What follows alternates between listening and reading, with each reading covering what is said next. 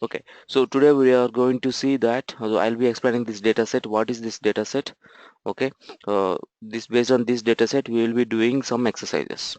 Some exercises similar only whatever we have seen like before, the functions like, or you can say the methods, whatever we have seen, min max counts, average and group by some, for each, all whatever we have seen till today. So using them we are going to solve these problems. I'm not going to solve a single problem from here, so I'll be explaining the problem. You guys are only going to do these things. You guys only going to do this because of to get an idea what we have done before. Using those functionalities, you guys should tell me the answers are there here, but still you guys need to tell me what it is, how it is working. Okay, is that fine? You guys? Okay. So very simple one, all are very simple one. In the even real time also it will be like this only. So you'll be taking the data set and you will be writing your no your what are the requirement, what are the scripts you want, you are going to write the scripts. Okay, and next we're going to see some joins here.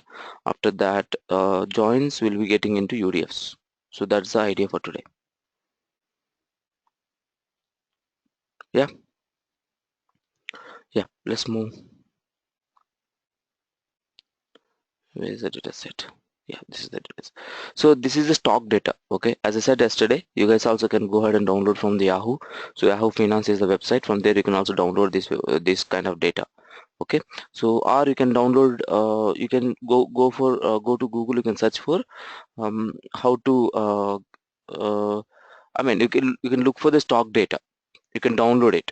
Okay, so download the stock data. After downloading the stock data, what you guys need to do? So the you need to understand what is the requirement, what will be the problem statement, and how to solve it.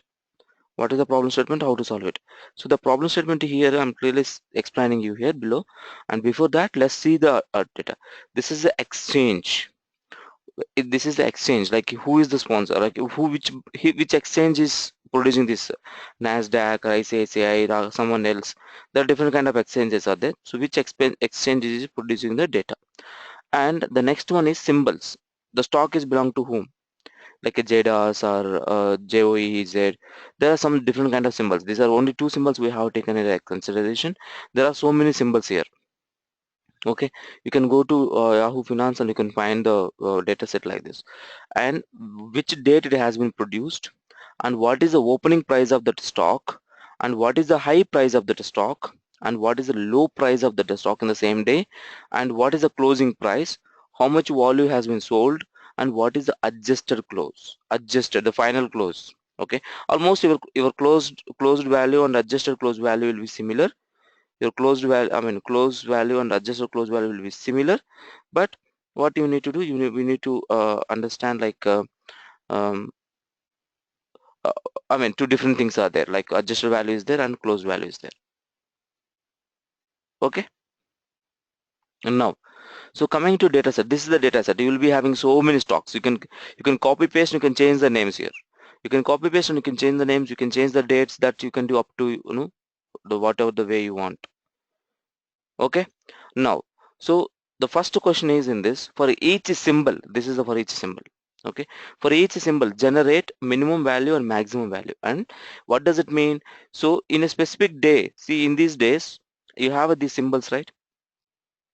Symbol wise, what is the minimum stock, I mean minimum price of the stock, what is the maximum price of the stock?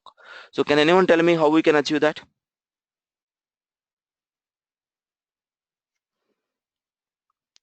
Symbol wise, I'm clearly telling that the symbol wise, what we need to do? Group by Yes, and first we need to load all uh, these things, sorry. exchange, your symbol, your stock date. You can take a different data types, but here we have taken all char array and except these prices, because we are going to do min and maximum operations, so we need it in the a proper way. So double, we are taking the double. Then we should group by symbol, because I need to symbol wise, right? I need to symbol wise. So after grouping by symbol, for each symbol I'm going to do minimum of open price, max of open price. Minimum price or max of open price. So then you will get the minimum price and maximum price. Yes or no? Yes. Understand? Any difficulty to do this? Then No. once the data comes, you can store the data into specific location. What is the command to use? Store. Store into specified location. We have seen the store command as well. Correct? Okay. The next question, next query. For each symbol, generate average of open price in the descending order. So have we seen the average command as well as order command? We have seen it or not? Okay, you guys tell me how we can do that.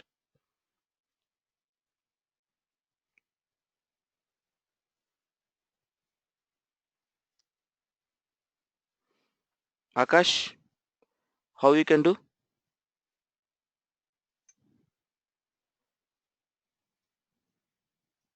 So here it's clearly mentioned.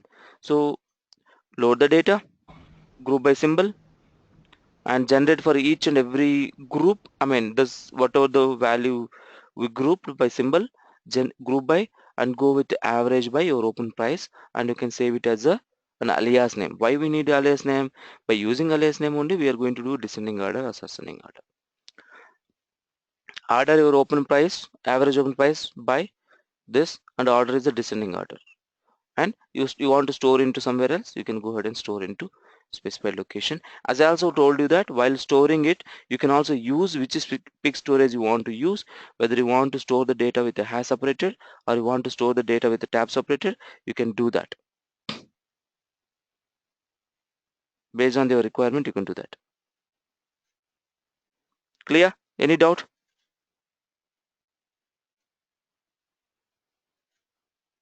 Fine. Okay. No, Vira. It's fine. So next, get me volume of the top tick whose open price is maximum. So based on the maximum price, I want his top tick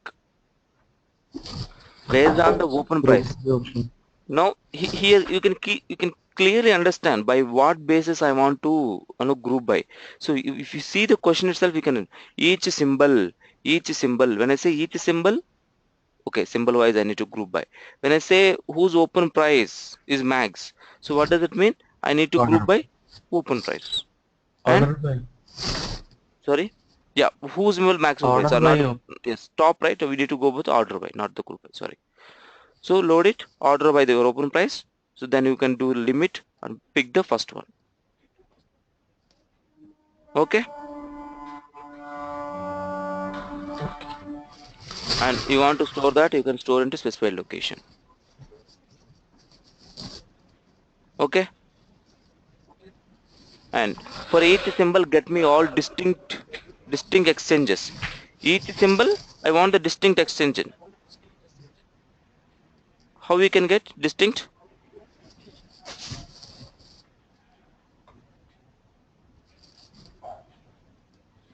By using the distinct keyword, Okay. right? So can you guys tell me how we can achieve this?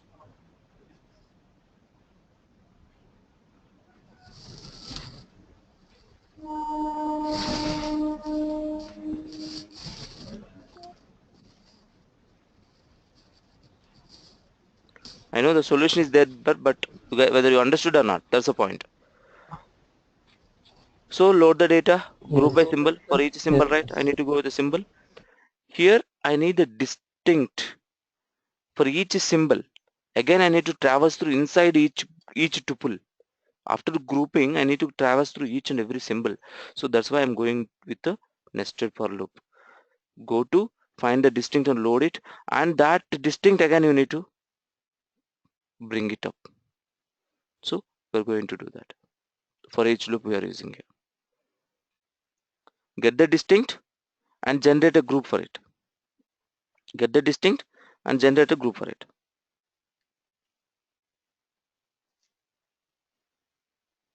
I hope you guys understood. Any doubt? Yes, Ravi. Any doubt till here? No, no. Okay, so next one. Get the symbol of their occurrences count. That is, output should be symbol versus number of ticks without symbol. So the output should be, I'm expecting like this. This is my symbol and this is the what the price. This is the symbol, this is the price. These many times they occurred, these many times they occurred. Okay, so yeah, anyway, these questions are there with you, or data and questions are there with you. I request you to go through and send me the solution for this three. Send me the solution for this three, 6 questions. Okay,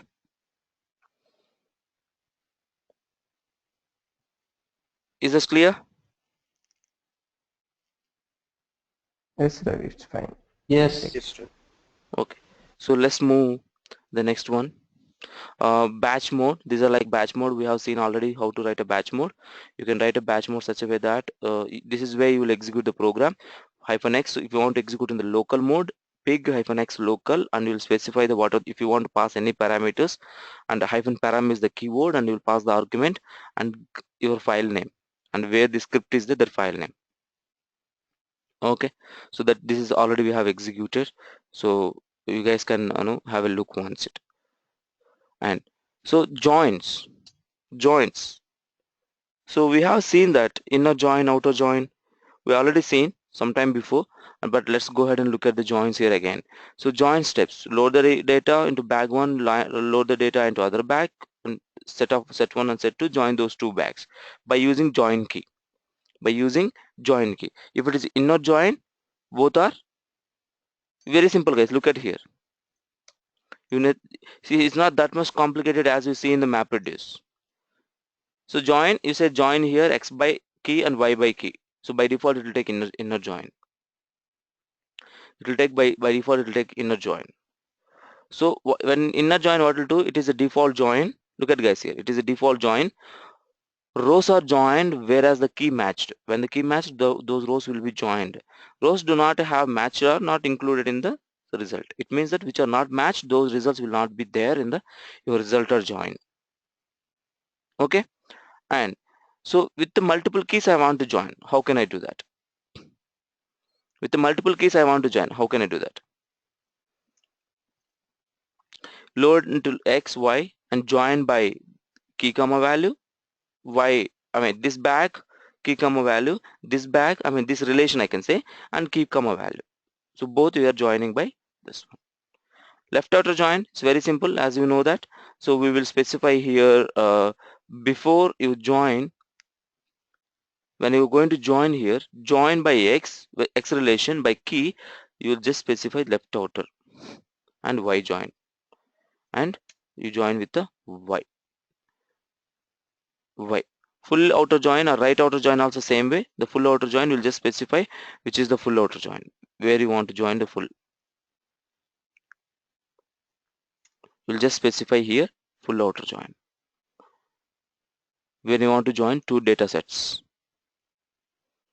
Okay, for more joins related things, there are other joins we are going to discuss now. There are something called replicated join, there are something called merge join, there is something called skew join. These are the little important things. So if you guys remember, in MapReduce we discussed about distributed cache. Do you guys remember distributed cache?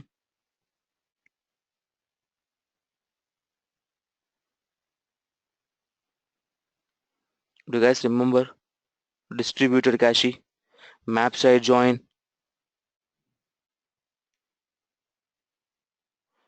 Anyone remember what is a distributed cache? Guys, that is really important. I told you, that day, those days also, it's really important. That's one of the interview question. You will surely get interview question from there. What is a distributed cache? What is the purpose of the distributed cache? How will you do that?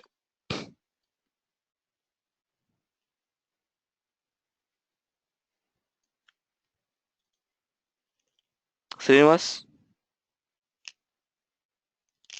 Uh, yes, Ravi. Maybe Forgot. you need to go through once again old video.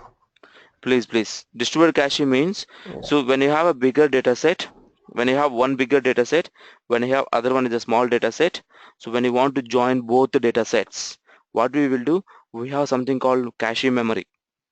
Okay, the small data set will keep in the cache memory, the small data set will keep in the cache memory, and the bigger data set will give you as an input, and each mapper will go and bring from the cache memory,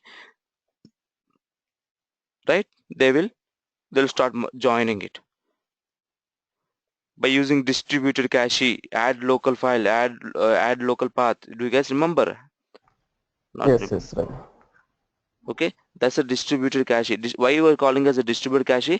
Because we have a central memory in the cache memory where you are keeping your small data set in that memory. As soon as you keep that your small data set in that memory, what we are doing, so in you using your map method, so we are writing a logic like that. Whatever we have saved in the distributed cache, right, that we are reading, that information we are reading in each map, and we are looking up that small data set. We'll look up, we're using some either you can go with a map or set or something, we'll take collections and we'll look up each and every point, each and every key there, whether this key is matching there. The joining key will be there, no, in the large data set and small data set, that logic key is matching or not, we'll check with the memory cache wala.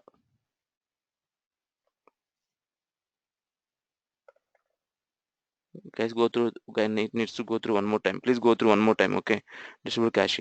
So let me explain you here.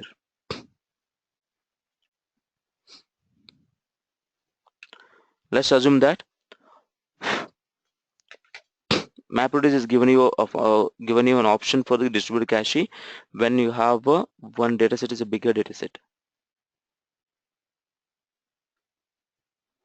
When you have one bigger dataset,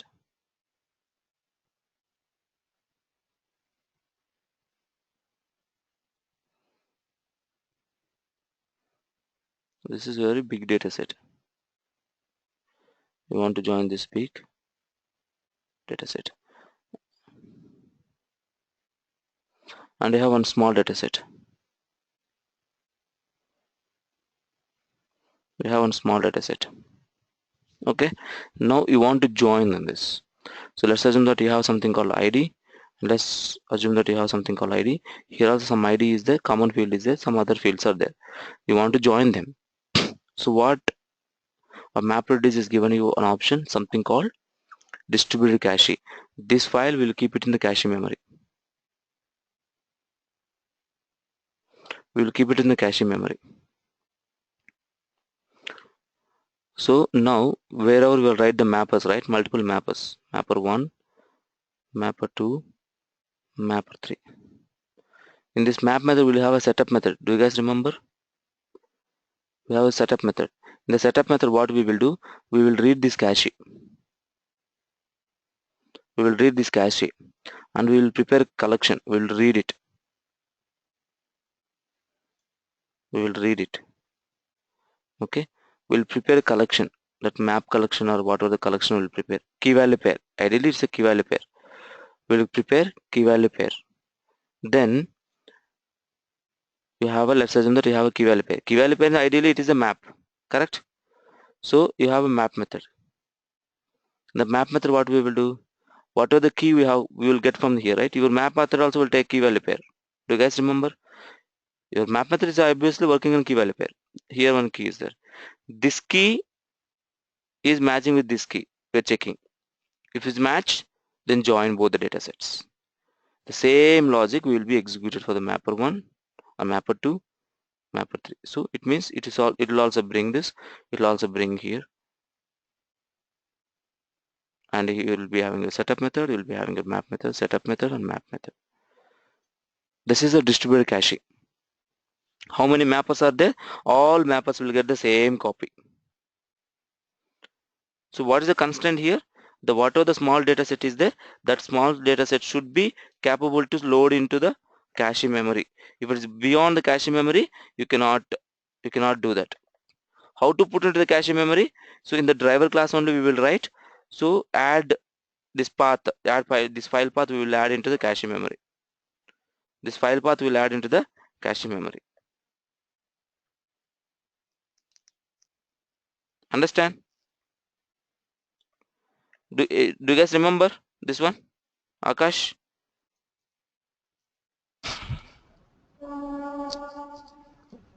Actually, Srinivas? I have not attended. Okay.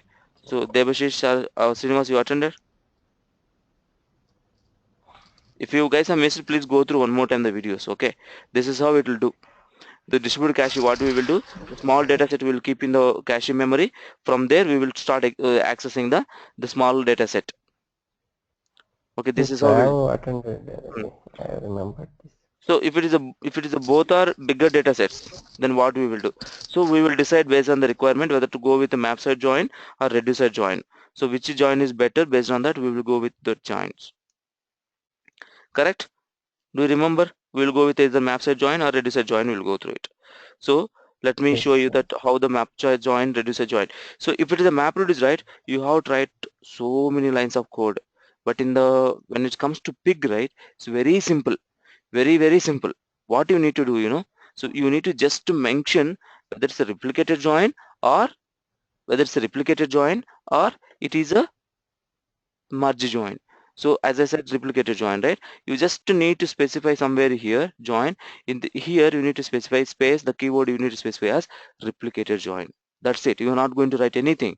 You are not going to put which data set you want to put, right? So that data set will be next be, so let's assume that here x and y. So x will be bigger data set and y will be small data set. And so next to the y you will specify it is a replicated join. So shall we go ahead and look at that? So you can go ahead and look at in this guy is given very nice explanation for all these three joins. Let's open these three joins.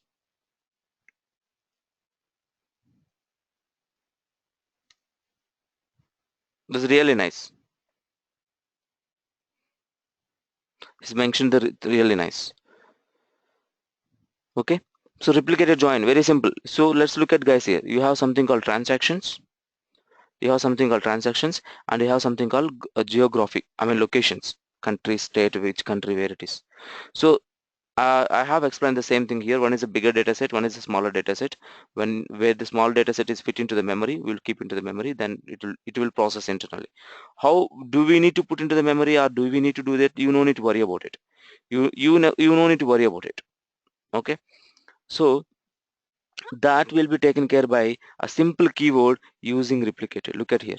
So without replicated, this is without replicated. If you do without replicated, both the data sets will be normally processed and both will be joined, which will take a little more time. So the same job we will write in using something called this replicated join. So you have a transactions and you have a geography locations, and both will be joined using join keyword. Same as similar as other join keyword, only you just to specify at the end using replicated. See how easy it is. If it is a map reduce, you have to write so many lines of code. Yes or no?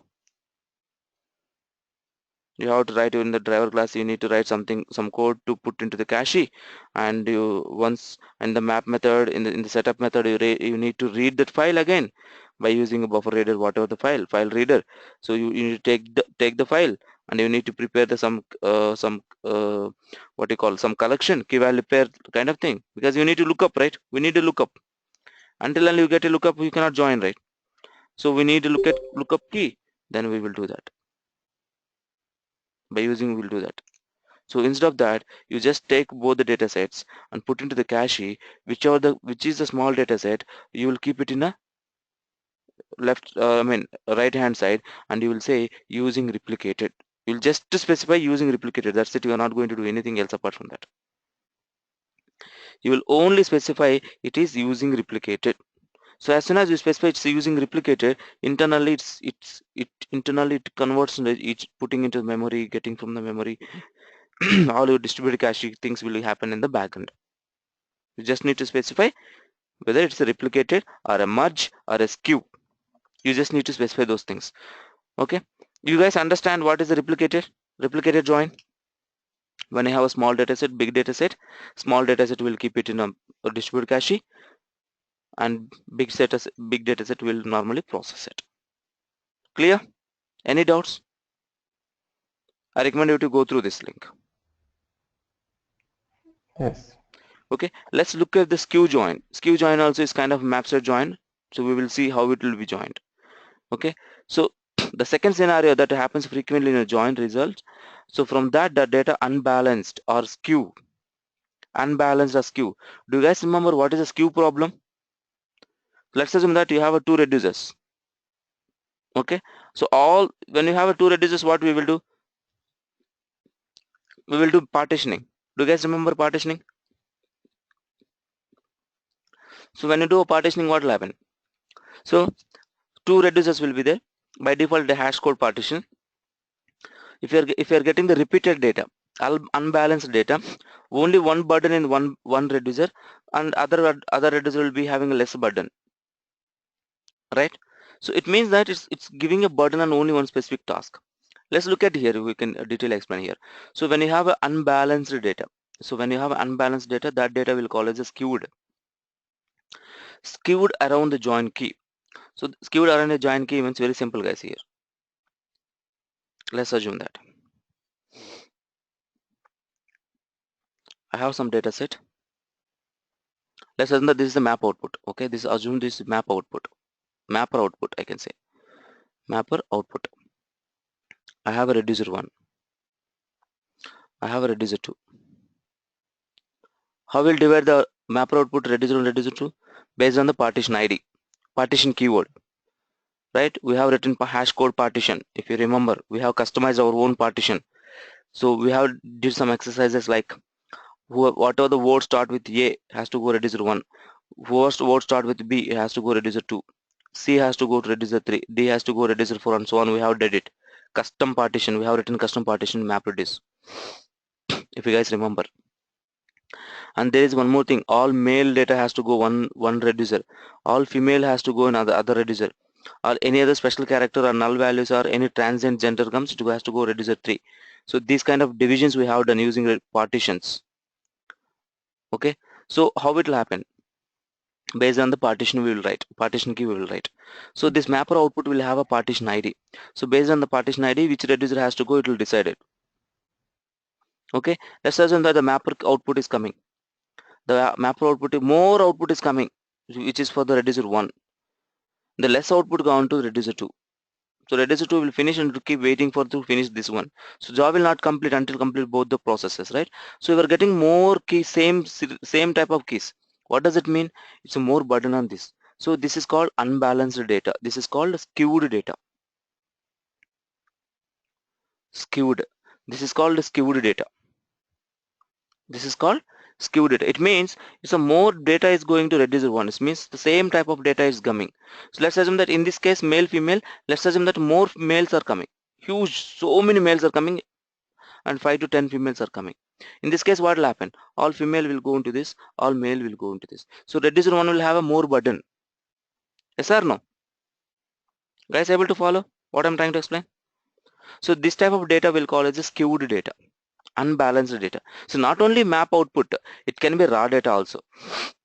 But here I have taken example, but we are already know it, so that's why I have taken this example. It can be raw data as well, right? Let's go back and see. Let's look at here. To better illustrate this concept, we can revisit the example above.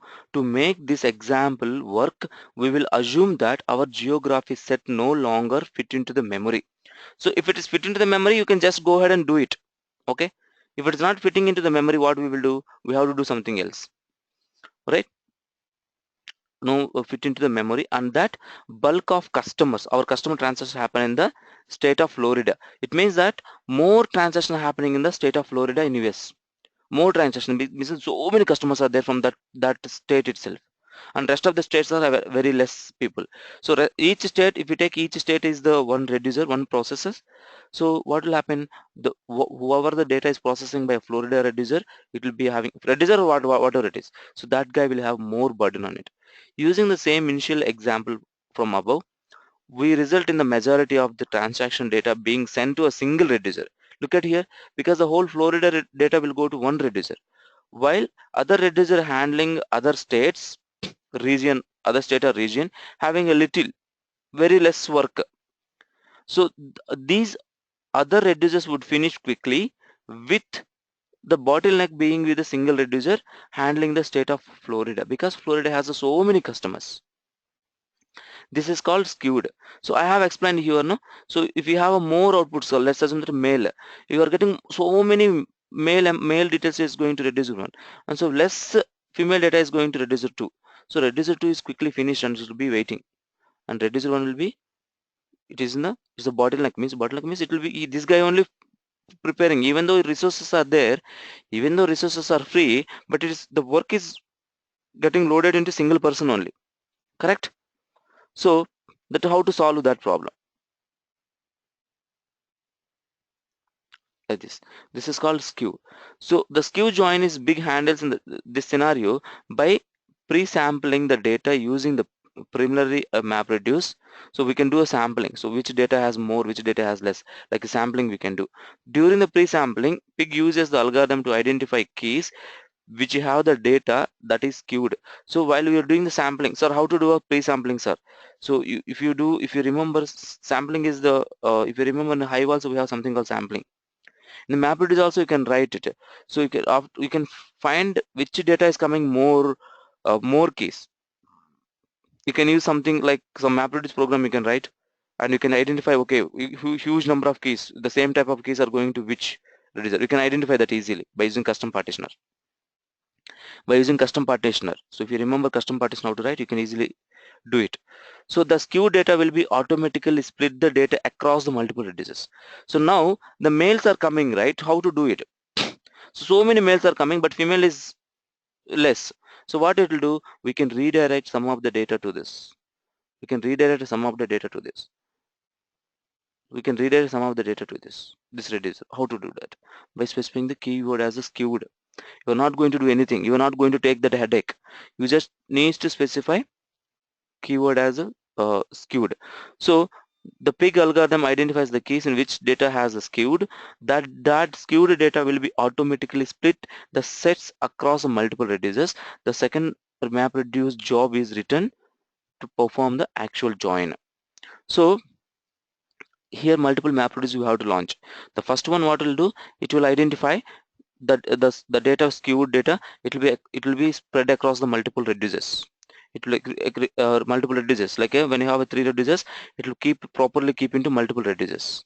Then what we will do, we will write one more map reduce algorithm. Internally it is doing, you are not going to do that things here.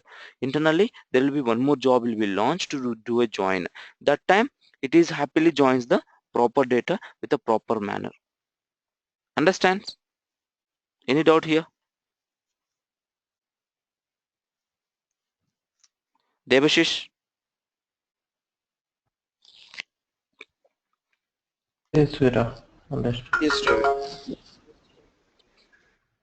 No confusion, right? I hope it's clear. To understand this, so if I recommend you to go through once distributed cache in our MapReduce. So very simple, you just going to do some very simple using the keyword which is replicated or skew, whatever you want. So you'll just be specifying that keyword. That's not really very complicated thing. You are not going to do the MapReduce 1 to launch or to identify the sampling and MapReduce 2 to launch the identifying. You are not going to do that in this case. Sorry guys. You are not going to do that. It's not that much complicated here. But when it comes to the MapReduce, you have to take care of everything. You have to take care of everything.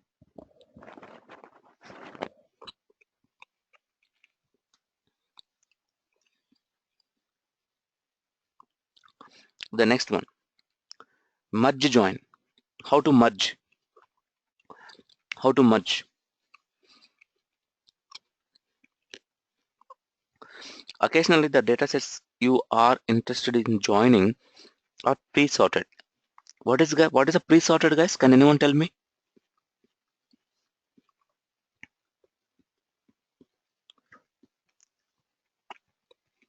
Can anyone tell me what is a pre-sorted? What does it mean?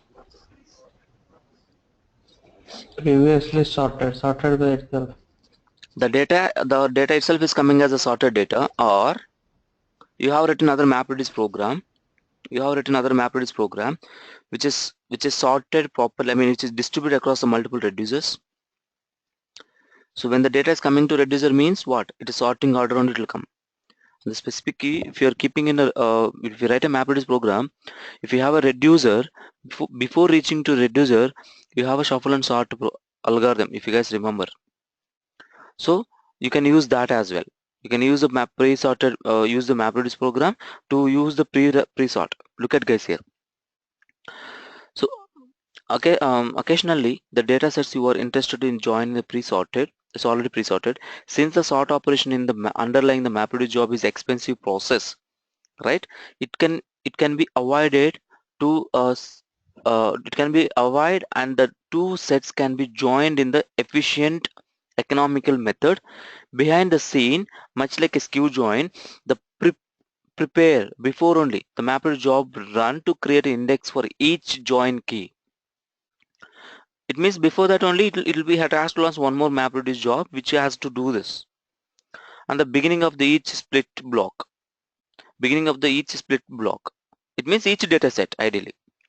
During the join, records are either matched or discarded. So no safety check is done to ensure the data is indeed sorted. The syntax for this join is very simple. You are loading your transactions, you are loading your geography, and you're just paying that state and country, and state and country you're going to say merge join. So merge join is something like, so if you remember something like a reduce side join, if you remember something like a reduce side join, so to do a join at the reduce side, what will happen? The data has to be sorted in the same key, the data has to be partitioned in the same key, and it is easy to join at the reduce level. So what we will do, mapper1 will give one output, the same key. Mapper2 also will give you the same output with the same key. The data is already sorted in the same key, the data is already partitioned on the same key. So the reducer join will happen very easily. So same key will go to respect to reducer only, so the join will happen very easily. So you no need to do anything else except you are saying that using this using merge join, or using skew join, or using replicator join. Clear about this? And let me copy and keep it in our document, because suppose if anyone referring in the offline, so they may not have the this information. Let me copy this and keep it in the same document, and the final is explaining detailing. Just copy this. It's a really nice, this document really nice. I have referred this document really good. He has explained very nice way, so I also recommend you guys to go through it.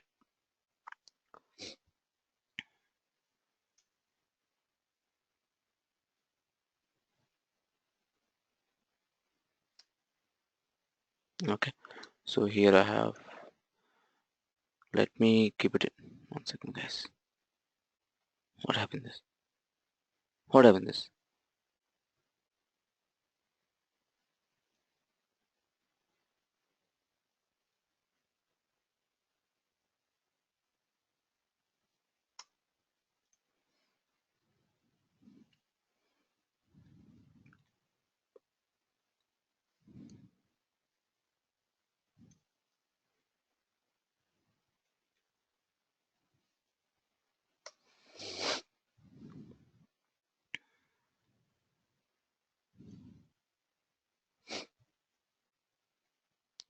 Okay, this is about the joins. So on the next class what we will do, we'll talk about the UDF, and we will talk about the UDF, and we'll talk about the custom loader.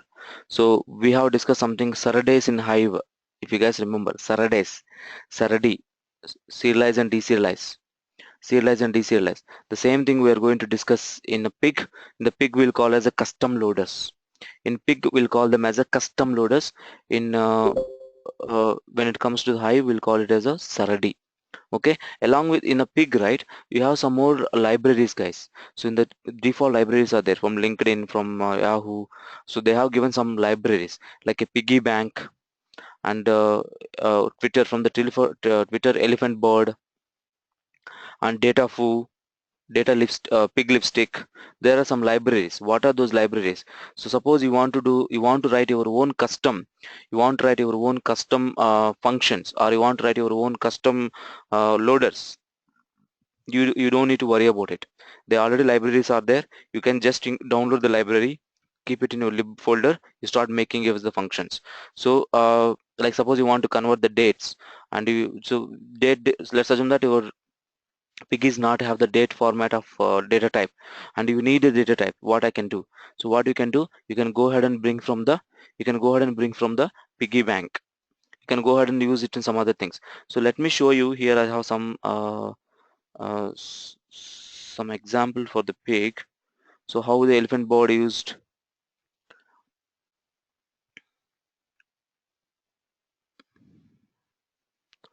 I should have some data here.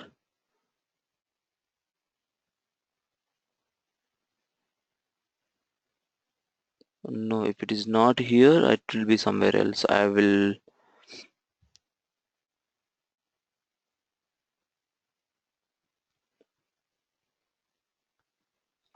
Okay, I'll fetch and show you that, guys. Not a problem. So that's in somewhere else. So how to use the piggy bank, how to register the piggy bank, how to register the pig lipstick, how to register the elephant board. I'll show you that. It was there somewhere here. I forgot where I kept. Should be somewhere else. This is something different. This is something different. So if anyone interested to do some POC and pig, I'll give this POC. This POC is something very simple one. I'll explain it later. So I'll explain it offline. Right, so I don't want to explain this in the I don't want to explain this in the recorded session. Okay. I have kept somewhere, guys. I don't know where I kept. Okay, fine. So this is fine. We will see in other class. Not a problem. Yeah. So that's it for today. So we will discuss more about custom loaders, as well as we will discuss something. We will discuss something about custom loaders and UDF and these other things. Then we'll complete the pick. So we need one more hour class. I hope we can have a class in the this week, Saturday, tomorrow, or Sunday. So as per you guys confirm me in the WhatsApp. Based on that, we will have a class. If you didn't confirm me, I mean, it means that we don't have a class. If you guys confirm me, we'll take a class. Okay. Okay. So have you sent this